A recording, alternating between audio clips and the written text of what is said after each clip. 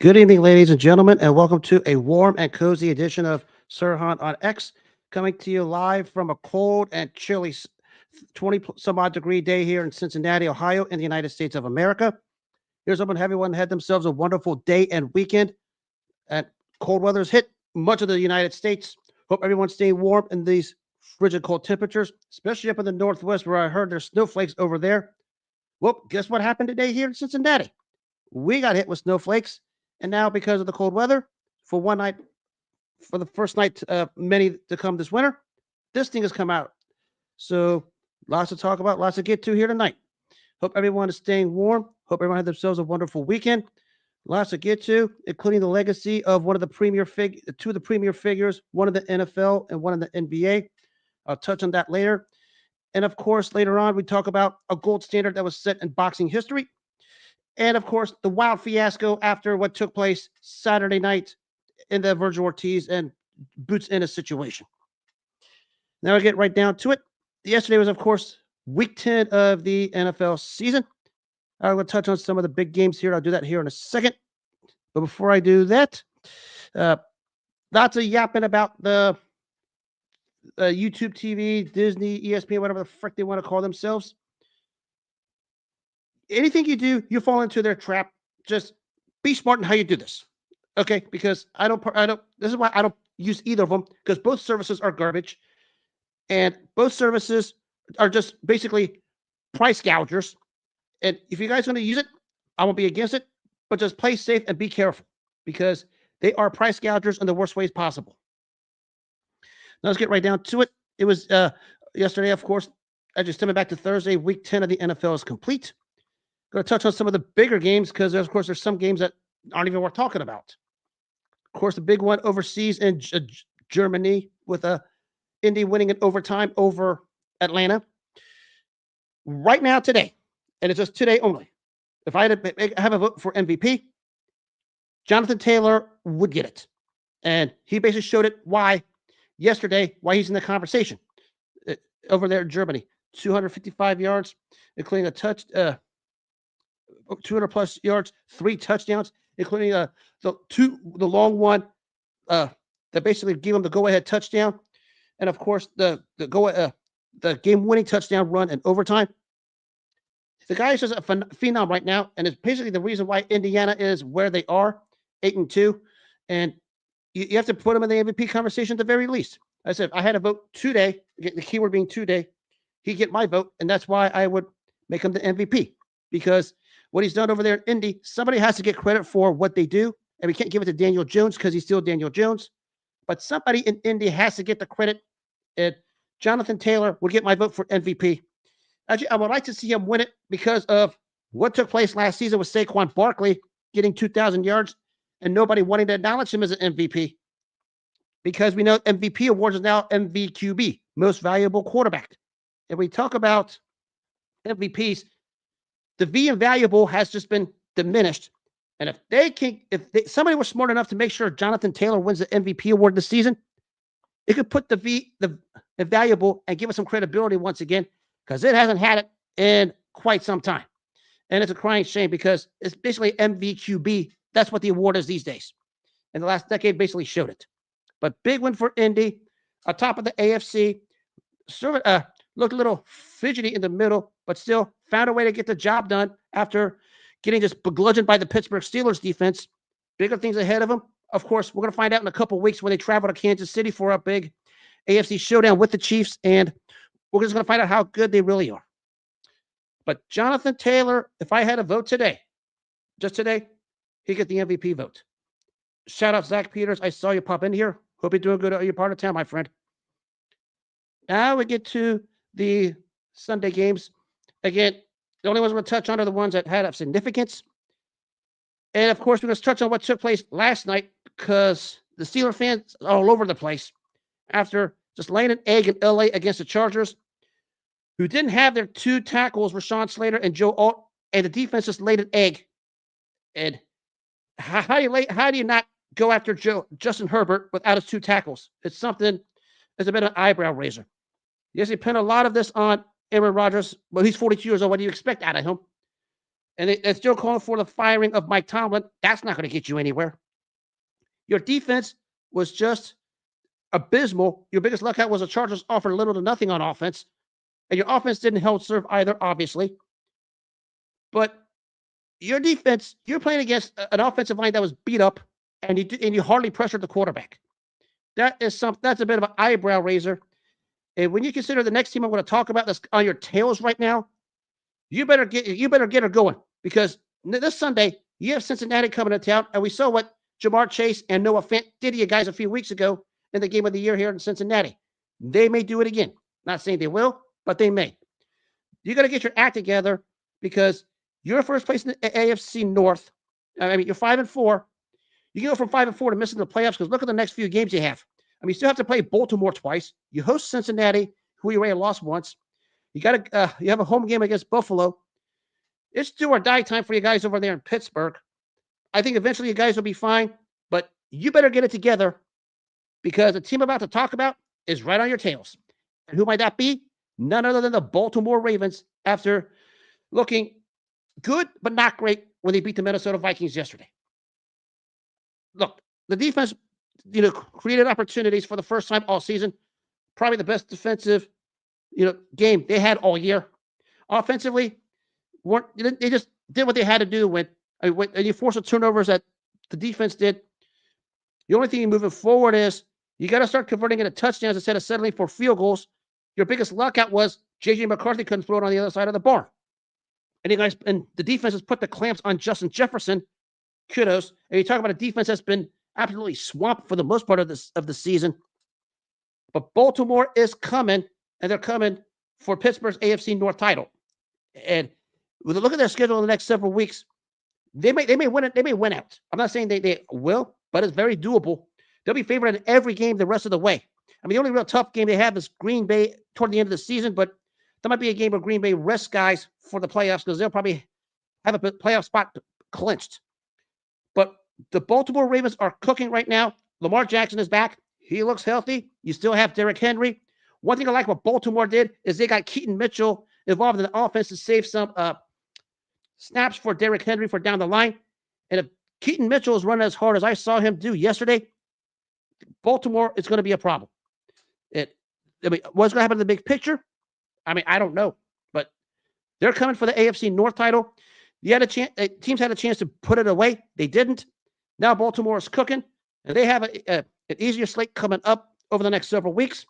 It's doable. They went out, and if they went out, they're winning the title and the division title, excuse me. And we might as well once again talk about Lamar Jackson in the MVP conversation.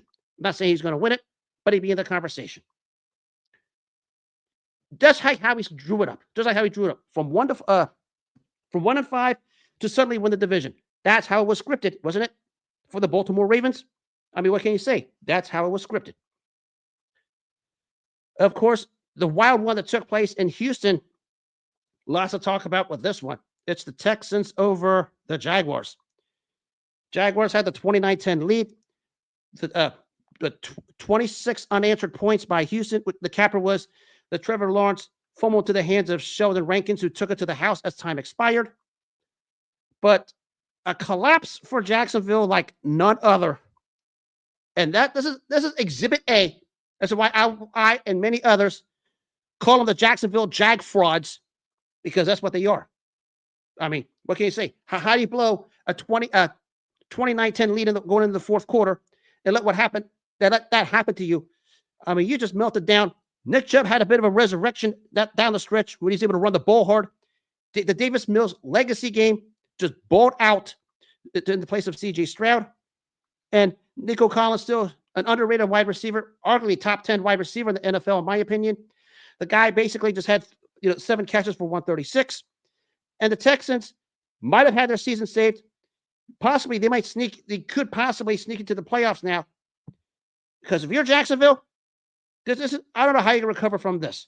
I mean, a couple of weeks ago, you looked like you were going to take over the AFC South at the very least, or compete for a wild card spot with a big win over Kansas City.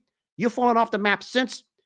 This is why no one's bought into Trevor Lawrence or that Jacksonville Jaguars team. Yours truly being one of them, and that's why everything wound up the way it did. So, Jacksonville, good luck trying to bounce back from this. Houston might have saved the season. C.J. Stroud is going to come back. Hopefully, he plays better and stops being injured, and that offensive line of Houston finds a way to protect him better. That's the only reason why Houston hasn't done anything of significance over the past few years. But big win for Houston. Big win. And they're still alive in the playoff hunt at 4-5. Won't say the AFC South title because the Colts are just cooking right now, but they might sneak into a playoffs in one of the wild card spots. Don't write them off just yet. And it was New England over Tampa Bay. Lots to write about with this one. Well, let's start with this. Drake May, 5 for 9, 121 yards, 2 touchdowns against the blitz. We know Tampa Bay blitzes, I believe the percentage was over 30%. And they went to the blitz, but got cooked by Drake May, who is him right now. Drake May is him. I have nothing more to say. Drake May is basically him right now at the moment. Definitely in the MVP conversation. And we talk about what he did to the Tampa Bay defense. They got torched all over the place, especially by Travion Henderson, the standout running back out of Ohio State. I mean, at the touchdowns by the Patriots were at least 55 yards or more. 2 of them, of course, by Henderson. Bucs defense might have been a bit exposed, maybe, but they're still going to win that division. But the offense, something was missing, despite the ample opportunities Baker Mayfield and Tampa Bay had to take the lead or probably try to win this game. And we're talking ample opportunities that were missed, and badly too. You miss this many offensive opportunities, you're literally begging for an L, and that's what happened. But kudos to Mike Vrabel and the New England Patriots, who goes into Tampa Bay at a game where everyone questioned whether they're good enough to actually do something. They won a marquee matchup on the road against a top opponent. I mean, Tampa Bay was 6-2, and some people still had them as an NFC favorite. New England went on their turf and pretty much beat them. And you got to give them their credit. Mike Vrabel, in the running for Coach of the Year, he had to put him in that conversation, along with Shane Schnickton of Indianapolis, and Mike McDonald of Seattle. Mike Vrabel has turned this team around. We talk about him from the Belichick tree. Job well done. They're 8-2. They might win the East at this rate because the team I'm about to talk about just fell off the rails again. And that might be none other than the Buffalo Bills. How do you explain yesterday? How do you explain yesterday? You just didn't lose. You got punked. Your biggest lockout was Tua doesn't know how to stop throwing interceptions. But you got punked by a team you basically owned the last 4 years. Miami just punked you after you got that win over Kansas City, and people were almost calling you the new AFC favorite. You got punked on your home field, and there's no excuse for it. And against a Miami team who's some said checked out a while ago, and not too long ago, people were wondering if Mike McDaniel, their head coach, was going to still have a job. This one just might have saved Mike McDaniel's job for now, because these guys played inspired ball yesterday, making life terrible for Josh Allen, who had the 3 turnovers, especially a nonsensical fumble and an intentional interception in the red zone, which those kill you in the end. And Devon Shane, if you have him on your fantasy team, kudos. You made up a lot of points. And remember, it was later revealed that the Buffalo Bills tried to get Jalen Waddle, the standout wide receiver for Miami, for a 2027 first-round pick. Miami turned it down, wanted a 2026 first-round pick. Buffalo turned it down, and we see why that was a bad backfire for Buffalo. Miami just got their playoff win right here. I mean, what happens to them down the line, I don't know. But they did get their playoff win against a Buffalo team who basically no-showed after getting that great win against Kansas City last week. Just a way to ruin it, because after the Kansas City game, a lot of people thought they was going to be the slam dunk AFC representative. How things change week to week, it's amazing. And we're going to go touch a couple of NFC games. Let's go to the NFC West. And it was, of course, Seattle just abolishing Arizona. This wasn't even close from the beginning. Right now, is there a hotter quarterback wide receiver duo than Sam Darnold to Jackson Smith-Njigba? Because they're just cooking. And DeMarcus Lawrence is just a man amongst boys. We talk about the defensive front with Seattle with Leonard Williams and the drafting of Byron Murphy, just cremating the Arizona Cardinals. Game was essentially over before it started because we're talking about the Mike Macdonald defense, which was his fingerprint in Baltimore, starting to show here in Seattle. We made the roster through the draft, and now they're cooking. And I said, Mike Macdonald has to be in the consideration for Coach of the Year for what they're doing over there in Seattle. Smith-Njigba, probably the Offensive Player of the Year at the rate he's going. Might be a Triple Crown winner at the rate he's going at the moment. Right now, the Seahawks are 7-2, and they're just cooking. And, a sleeper in the NFC, you better not be sleepers on Seattle because they're going to wake you up, and it's going to be a rude awakening because they're coming. Mike Macdonald has been playing phenomenal ball. The only question, of course, is can Sam Darnold uphold this play moving forward? Because we saw it last year in Minnesota in the previous tenure with the Jets and the Panthers. Key moments, he goes small. Can he continue this rate? But as long as he has Jackson Smith-Njigba, of course, getting Rashid Shaheed and Torrey Holton, he'll be just fine. That offense will be just fine. And, of course, you have a defense like Seattle has right now. You're going to do business. Seattle is serious business. And the team they're competing against is none other than the LA Rams. When you talk about MVP candidates, now might be time to mention a fella named Matthew Stafford. A third time in his career where he threw 4 touchdowns and no interceptions. Something you seldom heard of. He's basically just spreading the ball to everybody right now. We talk about, of course, Nakua, Adams, the tight ends, Kyren Williams, the running back. He's in the MVP conversation. And, of course, you have a defense that's as lights out as that, led by Jared Verse and Byron Young. The Rams and the Seahawks are headed for a collision course to see who wins the NFC West. And those two teams, so identical in almost every way possible. But LA made amends for what happened a few weeks ago at home when they had made mistake after mistake in losing to San Francisco. They were focused. They went to San Fran with a mission. They completed it. They handled San Francisco in a game that wasn't as close as the score was. So the NFC West is a 2-team race right now. We're talking the Rams and the Seahawks.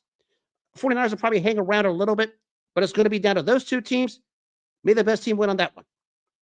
By the way, I had the Rams winning the division, but I wouldn't be shocked if Seattle won it because Mike Macdonald hasn't played at a high level. You got to give him that. And, of course, it is Detroit playing Washington last night. Another case of Detroit showing why they could be an offensive juggernaut when they wanted to be, especially after a tough loss last week. 546 yards. Jahmyr Gibbs and David Montgomery still the lethal 1-2 punch at running back. 170 yards and 2 touchdowns on 18 touches. Good job for you fantasy owners who have Jahmyr Gibbs. Detroit, they're an odd commodity. I'll acknowledge that. They could be that team that beats everyone anytime, anywhere when they want to. Or they could look like what they did against Kansas City and Green Bay earlier this year and just lay an egg. They're an odd bunch, but when they're focused, they're as good as anybody in the entire league. And that's how Detroit can be. I mean, Dan Campbell is one of the better coaches, but if this team can actually string something together consistently, we really talk about more of them as a serious threat, not just to win the NFC, but to win the entire thing. The problem is they're so hit and miss. It's like being either hitting a grand slam or striking out. That's what the Detroit Lions are right now. But they got the big win in Washington. They just did what they had to do against a Washington team who's just fallen apart, especially after the Jaden Daniels injury. But they're challenging for the NFC's best. Kudos to them.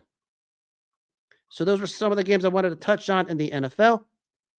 Now I'm going to touch on this, of course, some of the sadder news that took place in the NFL. It is the passing of one of the premier commissioners in NFL history, a guy I had the privilege of growing up to respect. That's none other than the great Paul Tagliabue. Growth, revenue, and labor peace was his strong suit when you talk about what this guy's legacy was. Remember, this guy canceled an entire weekend after 9/11, which was the right thing, and found a way to get the product back when we got the NFL product kicking the next week and got it kicking. introduced the salary cap and free agency under the collective bargaining agreement in 1993. And basically, uh, one of the bigger things he also did, if you remember what happened in New Orleans a few years ago with Hurricane Katrina, because they were talking about moving, made sure the Saints stayed in New Orleans in lieu of Hurricane Katrina. And Paul Tagliabue, television contracts, expansion fees, and of course, escalation of merchandise sales. At a time when the NFL was starting to boom, he was one of the driving forces behind it as a commissioner, and basically made his own set of rules and basically just told the team, let's go get it. The league, excuse me, let's go get it. And in 2003, he brought a phenomenon, still big today, 22 years later, called the NFL Network. It was him that basically Leonard launched it. And of course, the sponsorships and licensing he had with various companies since 1990 left a trailblazing legacy like none other.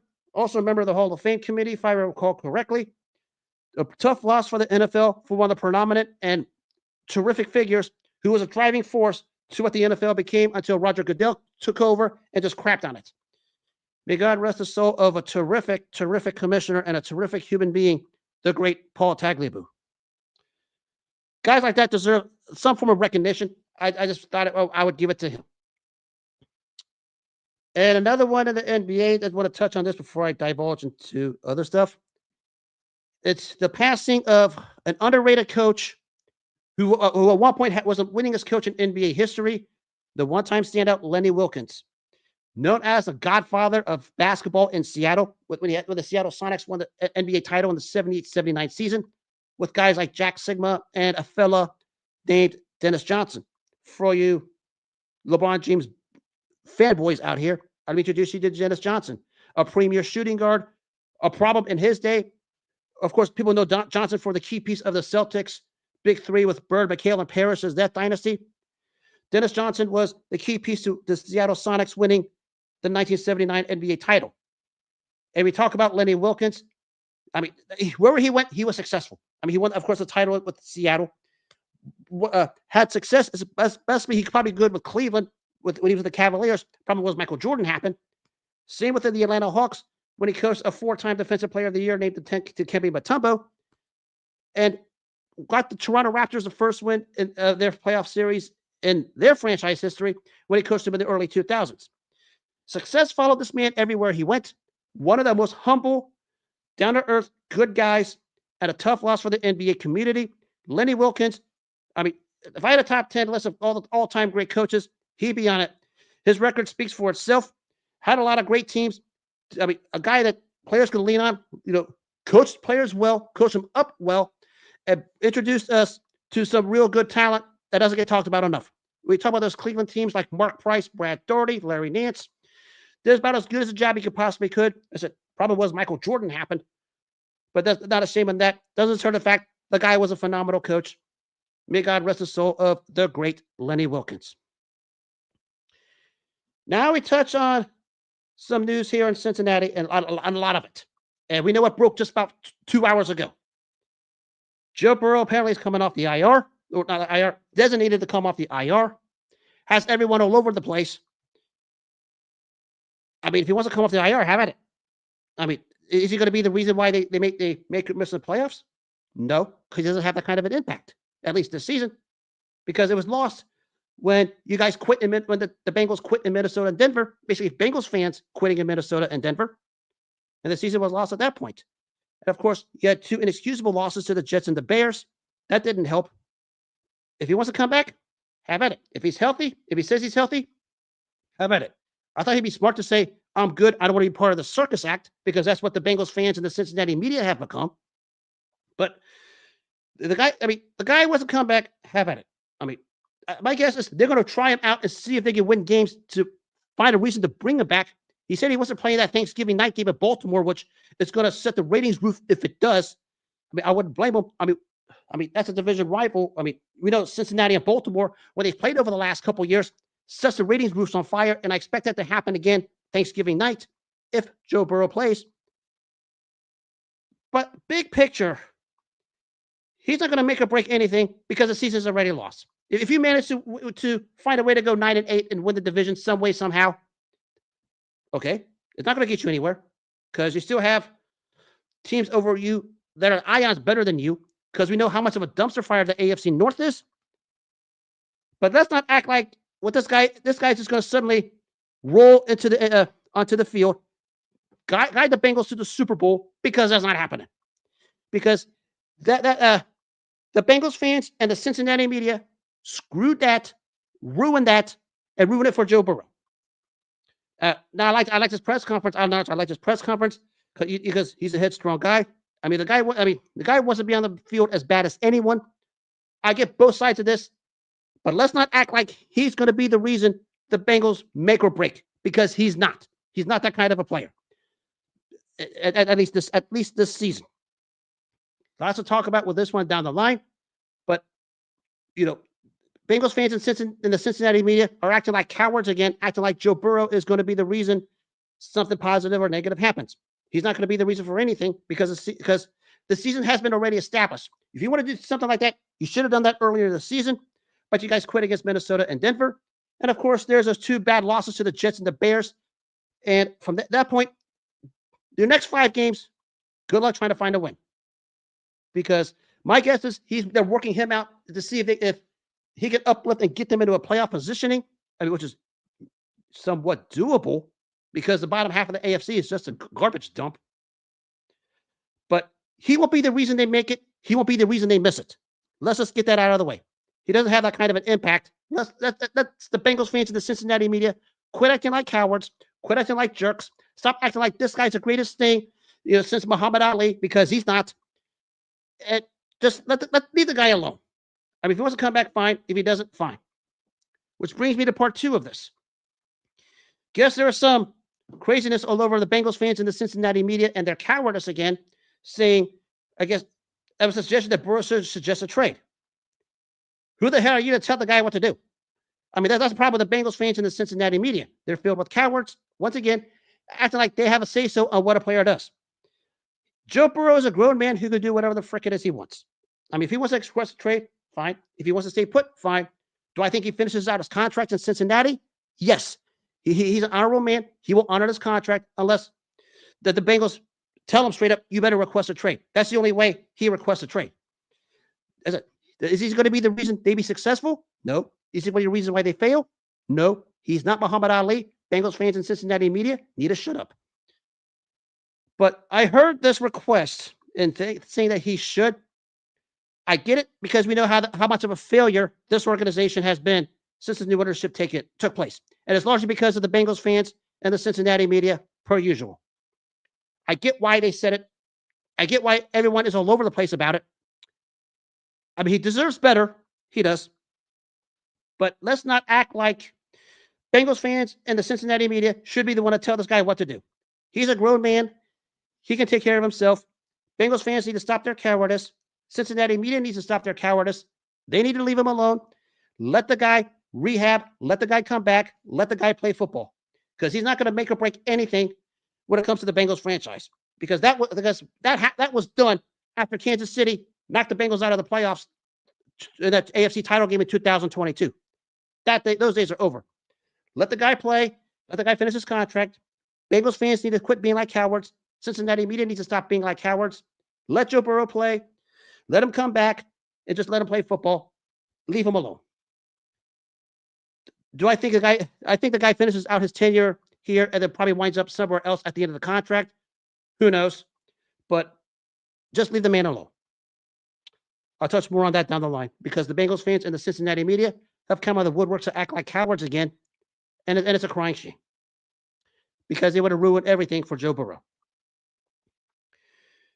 Now to the lighter side here in Cincinnati, and this is actually the fun part, and I'm going to have the time of my life today. Sha-la-la-la-la, FCC. That's right. You guys in FC Cincinnati, kudos. I told you guys to light up FC TQL Stadium. You did. I told you guys to send those bums from clowns. That's what Columbus Crew is, filled with clowns. James Buster Douglas wannabes. Send it back to Columbus and tell them not to come back. You did it. Brenner, you were the man you carried with the 2 goals. Pat Noonan probably coached his best game ever as an FC Cincinnati head coach. And those clowns from Clownumbus can just go back to Clownumbus and just learn from James Buster Douglas what a successful athlete from Columbus is.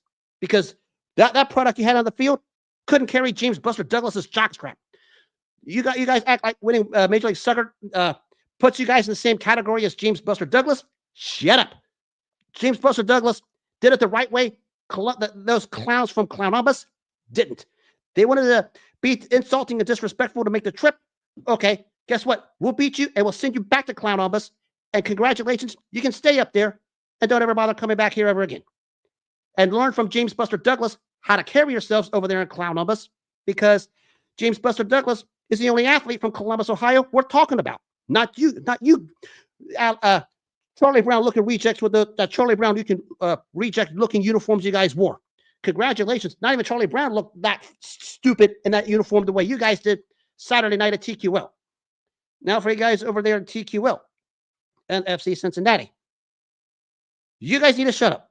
You guys still complaining about a missed call in a game you won. Because guess who's coming into town next Sunday night? That's right, Inter Miami.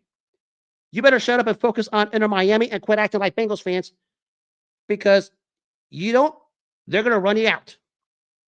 They will run you out if you're not focused. Trust me, I've seen the act. I'm going to be down there Sunday afternoon, and I'll be part of what they do over there. The fans over there at the Bailey, we're talking about 90 different types of alcohol, 40 different types of drugs from drug dealers, 50 different types of weed or cigarettes, and about 40 different types of Skyline chili or three-way chili, the Cincinnati chili or whatever the heck they want to call it.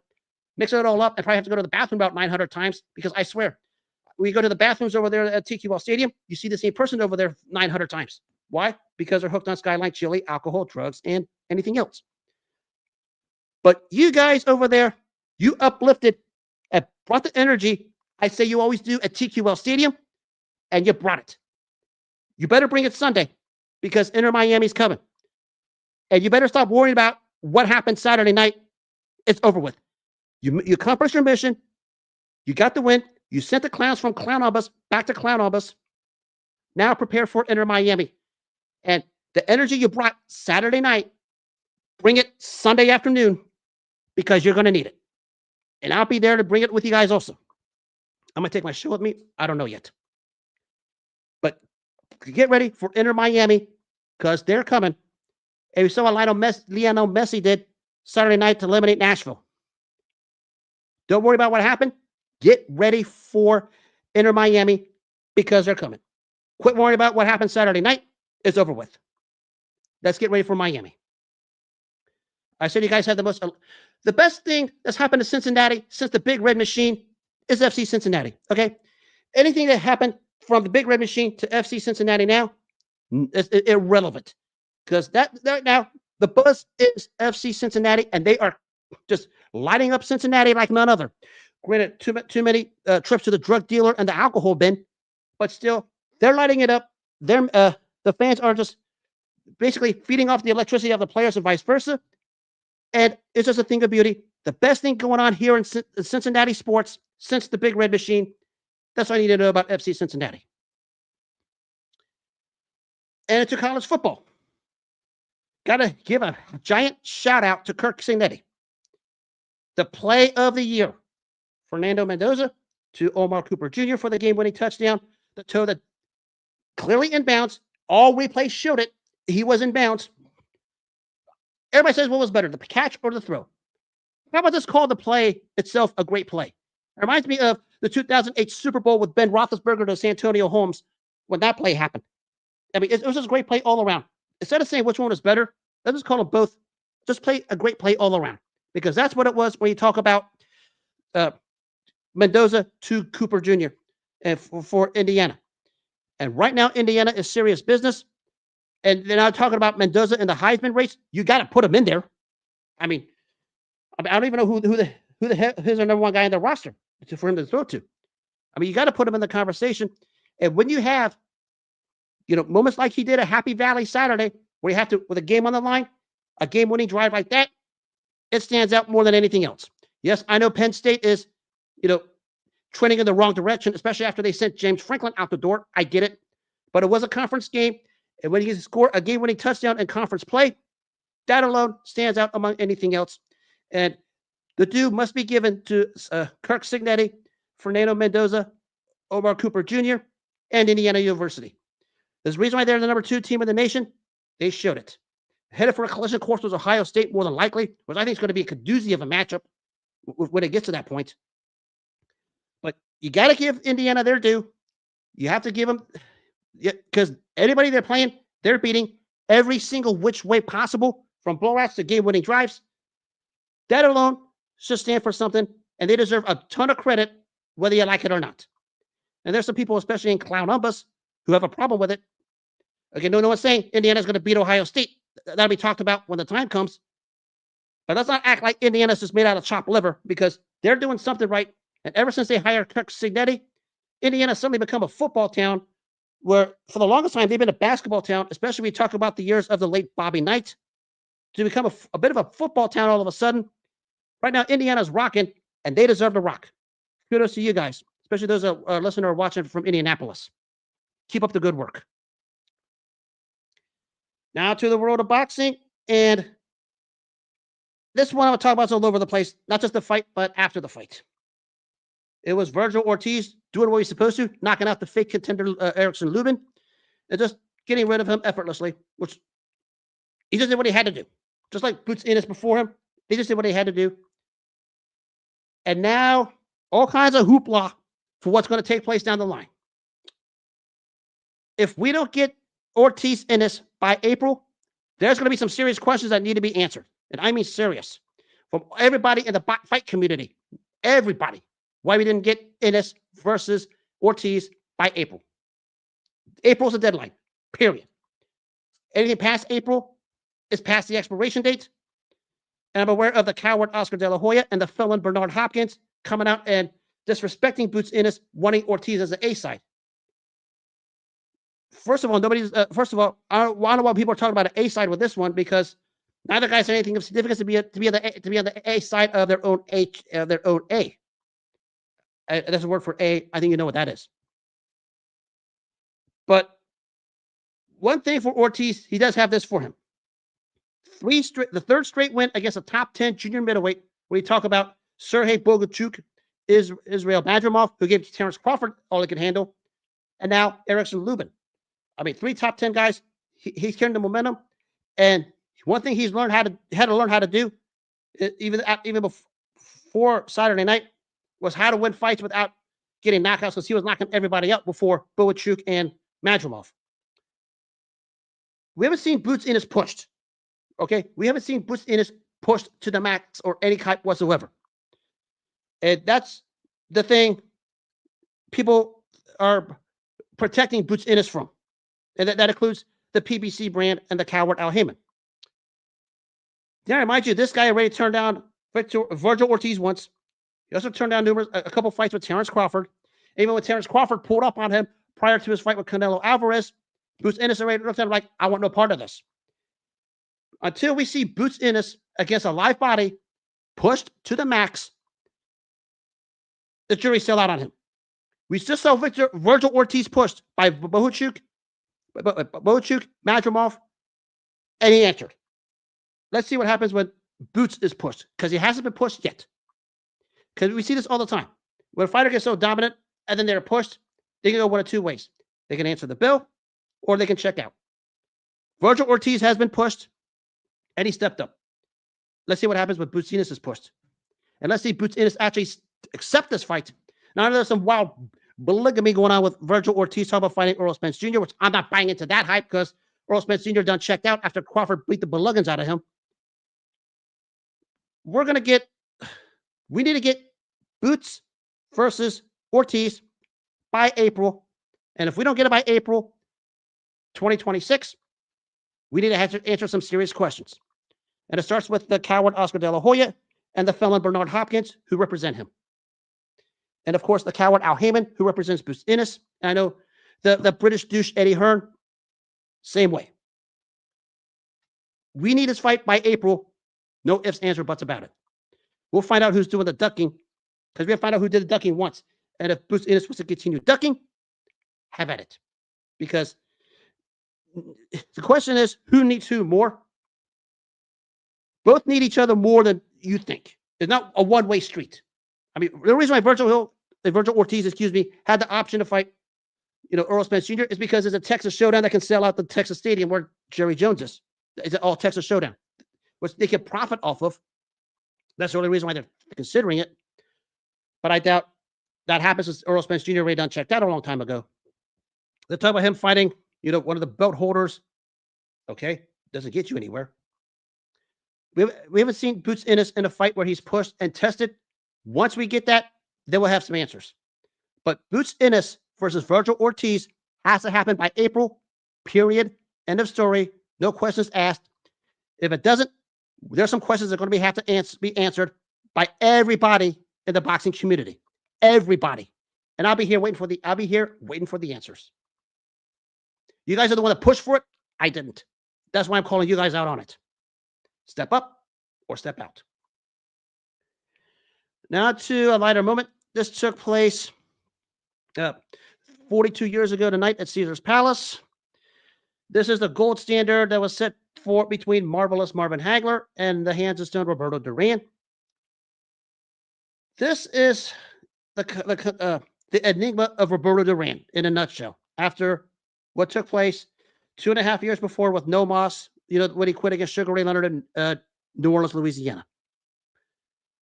So we enter Marvelous Marvin Hagler, the undisputed middleweight champion, and he gets the title shot against Hagler after Duran just begludgeons Davey Moore, basically a part of a redemption tour after No Moss. Marvin Hagler was wiping fighters out all over the place, especially after he won the title from Alan Minter. And they thought he would do the same thing to Roberto Duran because he's still smarting after No Moss.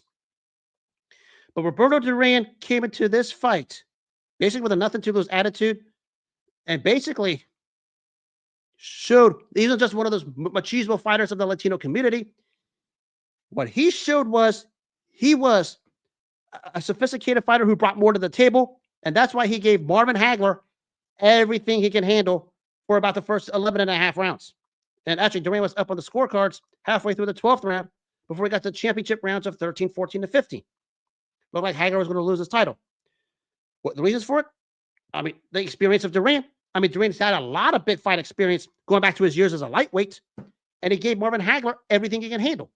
Even Marvin Hagler said, I don't know how this guy hit me in some of the punches I got hit with. But there's a reason why Marvelous Marvin Hagler had that chip on his shoulder. It was a top 10 all-time great middleweight, because when it came to the championship rounds and fight that he needed to win, he put the throttle down, went at Duran, matched him punch for punch, said the heck with strategy, I got to go get it. He got it, won the last 3 rounds, and escaped with a tough, unanimous decision win over the all-time great Roberto Duran. The oddity of this, and we know boxing has its share of oddities. I talked to you about it countless times. And here's one for this. Maybe a case of Duran being the unsung winner and Hagler sort of being an unsung loser, because this was pegged to be a wipeout for Hagler. Marvin Hagler had to buckle down to win the last 3 rounds against a guy who was still smarting after No Moss. And we know how Duran hit the bottom after No Moss, especially losing to Kirkland Lang a year earlier, but somehow managed to beat Davey Moore to get this title shot. But the sense for Roberto Duran may be just for his own personal gratification, just giving the great Marvelous Marvin Hagler the toughest fight of his career at that time, at a time when Hagler was blowing everybody out, was his satisfaction and his personal vindication for what took place 3 years before in New Orleans with No Moss. And that was more than good enough for him. Because as he hit the bottom, and people were calling for his head after he lost to Kirkland Lang and had a nondescript title fight where he won, but the crowd walked out on him. Roberto Duran was always an enigma for the sake of, almost you could call him polarizing, because of everything that's been thrown at him, good, bad, pretty, or ugly. You talk about from his time as a lightweight, to when he beat Ray Leonard in Montreal, to No Moss, to the bottom out against Kirkland Lang, to what took place June of 1983 when he beat Davey Moore, and it culminated with this. And of course, a year later, he got whacked out by Tommy Hearns. 5 years after that, beat Iran Barkley. I said this with Roberto Duran. His legacy is always going to be the lightweight division. Probably the greatest to ever fight in that division. Probably the greatest in the Latino community when you talk about, Latin America, Mexico, Puerto Rico, among others. But maybe what made him intriguing and maybe in an intriguing way elevated his status was an intrigue and the unpredictability he brought after No Mas, because there are still people that use that against him in future fights. And people are wondering, what's Roberto Duran we were going to get moving forward after No Mas and after he bottomed out against Kirkland Lang. Maybe just by intrigue, he ascended, because there was all kinds of intrigue when it came to Roberto Duran. And we talk about what he did, lasting the distance with Marvelous Marvin Hagler, and given the toughest fight of Hagler's career at that point, was maybe for him the personal gratification and satisfaction that he needed personally and professionally to continue on with his career, to say, I didn't say No Mas.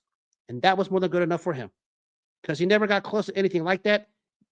Granted, he had a great give and take brawl with Iran Barkley in '89, but probably a case of Iran Barkley just fighting Duran's fight right into Duran's hands. But maybe just the intrigue of the post No Mas version of Roberto Duran, almost in his own weird way, ascended his namesake due to the unpredictability of his career, because people were wondering what was going to happen with him.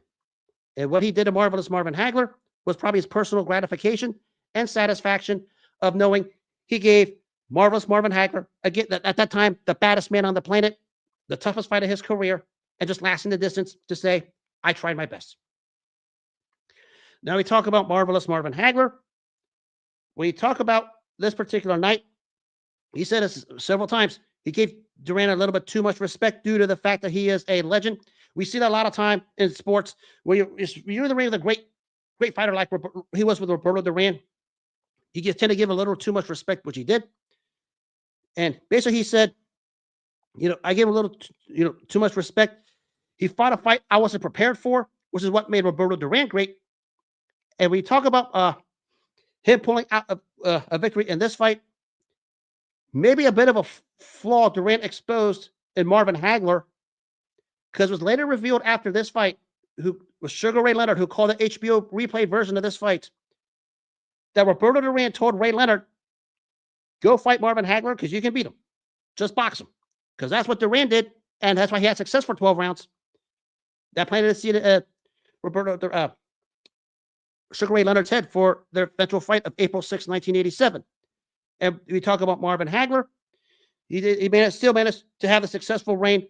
Knocked everybody out still from this fight to the Leonard fight in '87, especially the two super fights of John the Beast Mugabe and, of course, the super war with Thomas Hearns. But Marvin Hagler was your perfect do-it-all fighter, and he had to do it all just to find a way to retain his middleweight championship against almost like a jump-started, resurrected version of a Roberto Duran, who did everything he could to make amends for No Mas, still in the post-No Mas version of Roberto Duran, and did it. And that's why Marvin Hagler retained the middleweight championship. A lot of people went many ways with this one. Probably the thing is, when it came to the extra switch, Marvin Hagler flipped it. And that's how he was able to beat Roberto Duran.